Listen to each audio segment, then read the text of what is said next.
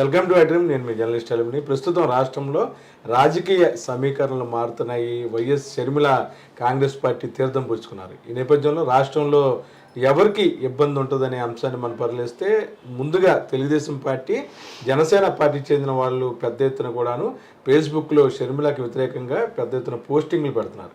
మరి పక్కన YCP party మటుకి చాలా కూల్గా ఏదైతే షర్మిల విషయం మీద ఎవరు కూడాను స్పందించట్లేదు, దాని గురించి మాట్లాడలేదు.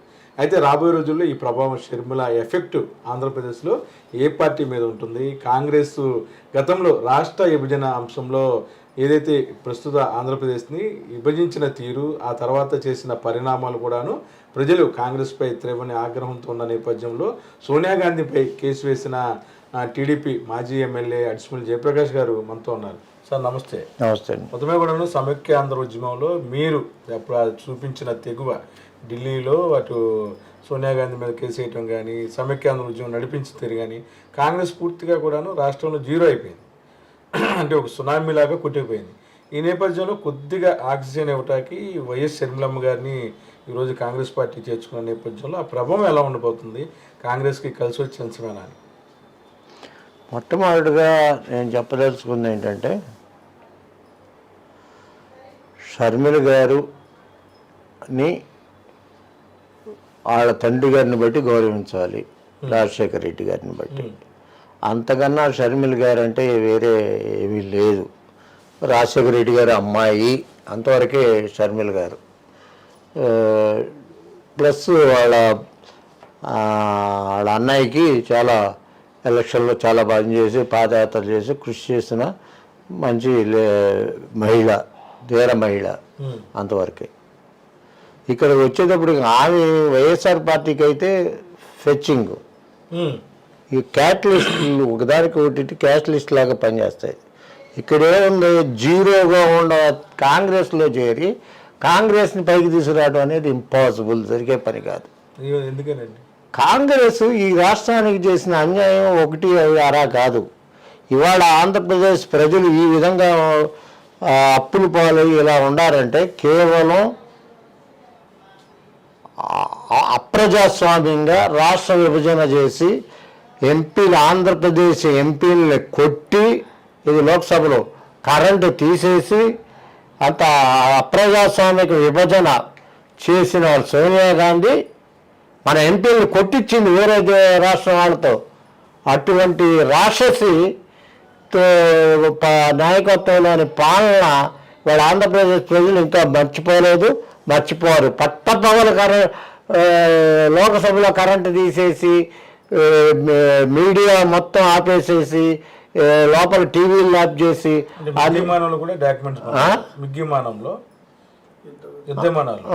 డాక్యుమెంట్స్ పంపించారు.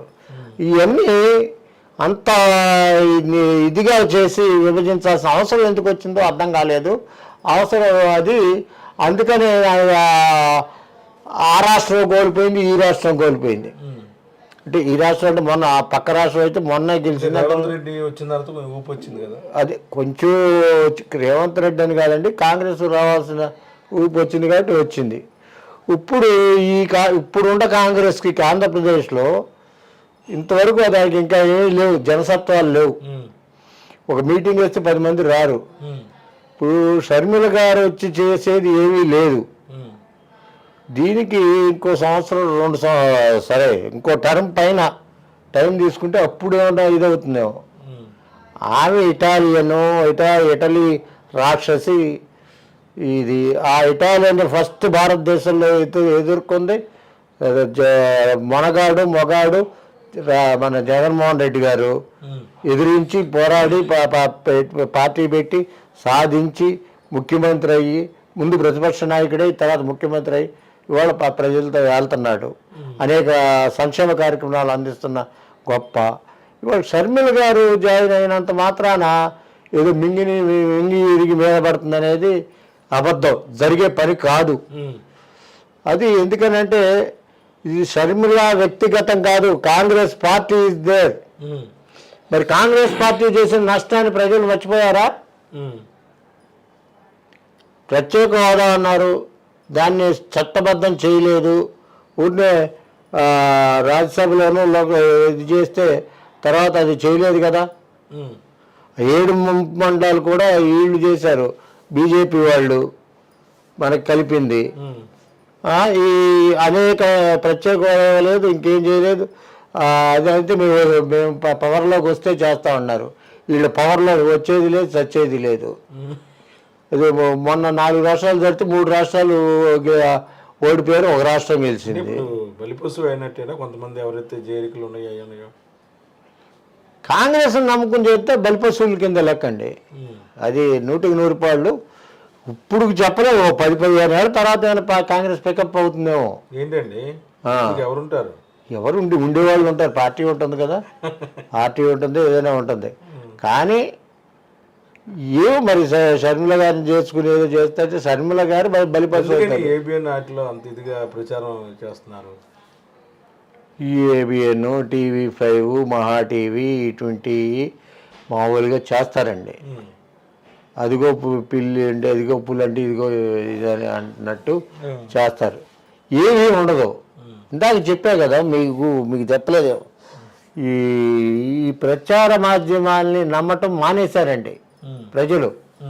చిచి ఎంత ఇప్పుడు ఈ వ్యవస్థలో అతి నీచమైన వ్యవస్థల్లో అది ఎంత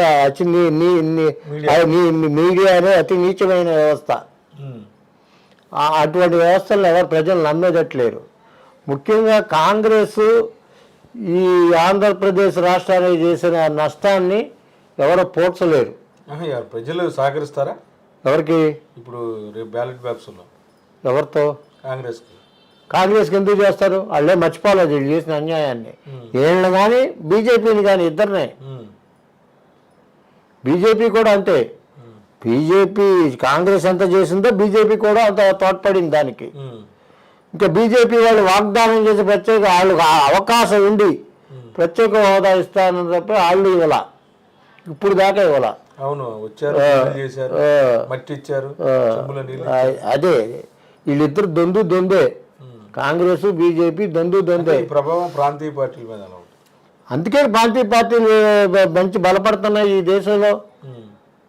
తమిళనాడులో మొదటి నుంచే ఉంది. ఆంధ్రప్రదేశ్లో మనవా లేకపోతే తెలుగుదేశం వైఎస్ఆర్సీపీయా,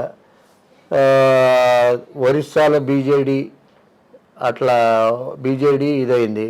మమతా బెనర్జీ అక్కడ అట్లా ఇట్లా ఒక ఎక్కడైతే బీజేపీ ఉందో అక్కడ కాంగ్రెస్ ఉందండి. అంటే మధ్యప్రదేశ్, ఛత్తీస్గఢ్ చెప్పేదేనండి.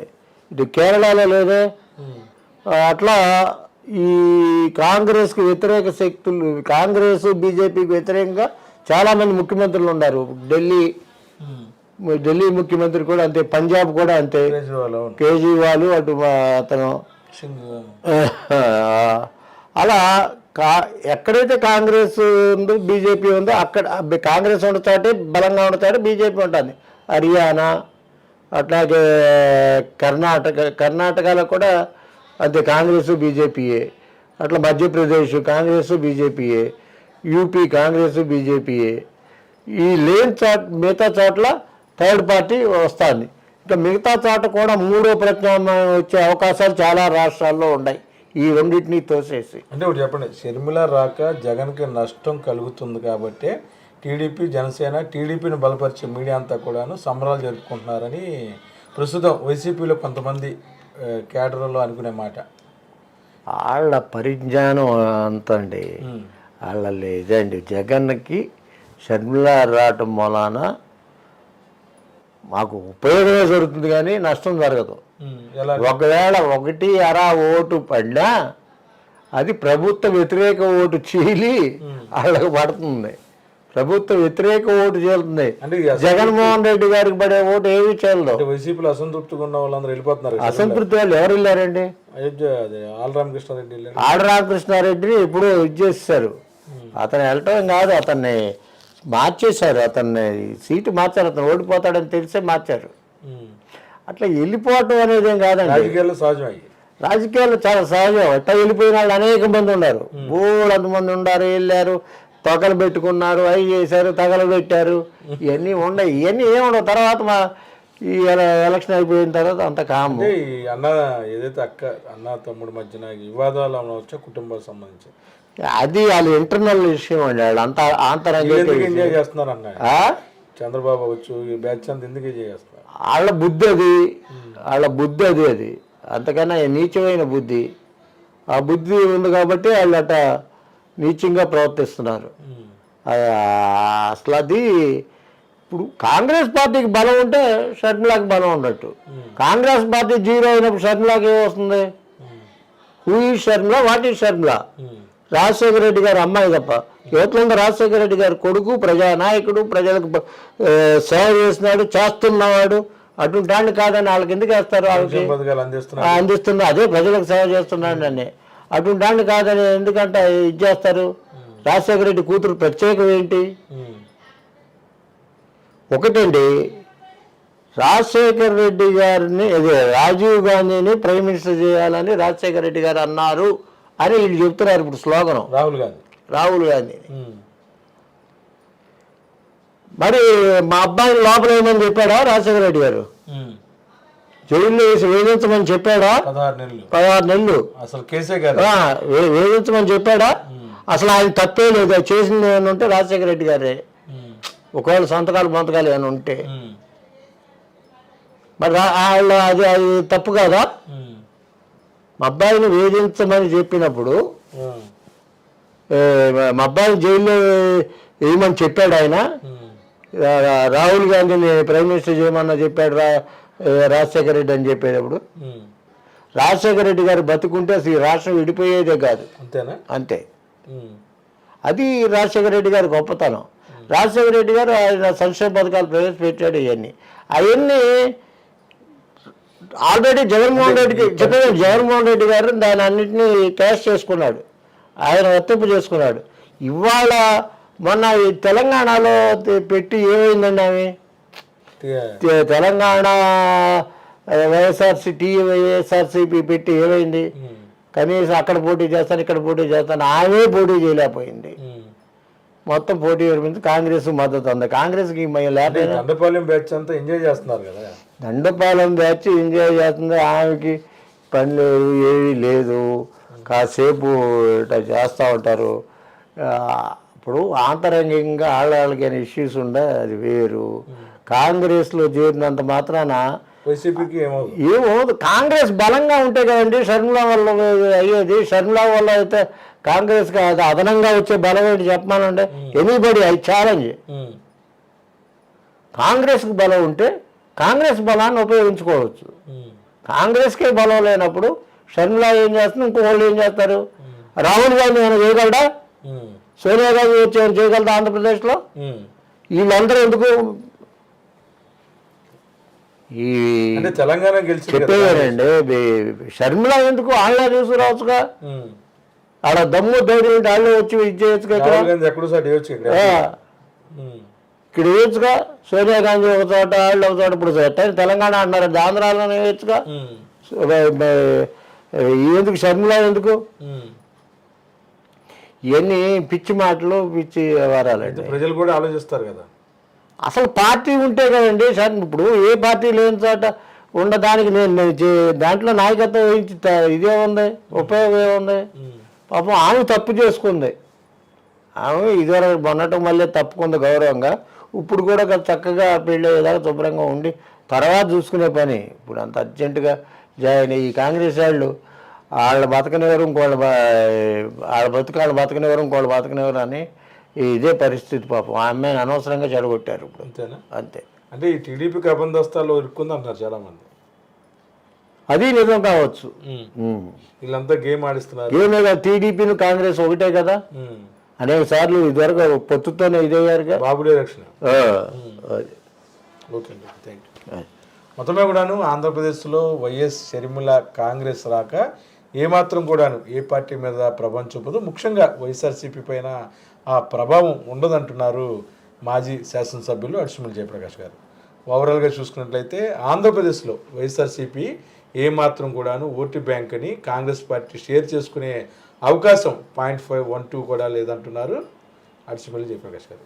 వీడియో జర్నలిస్ట్ విజయ్ గస్తు కలిసి ఐ డ్రీమ్ కోసం అబ్దుల్ అలీ విజయవాడ.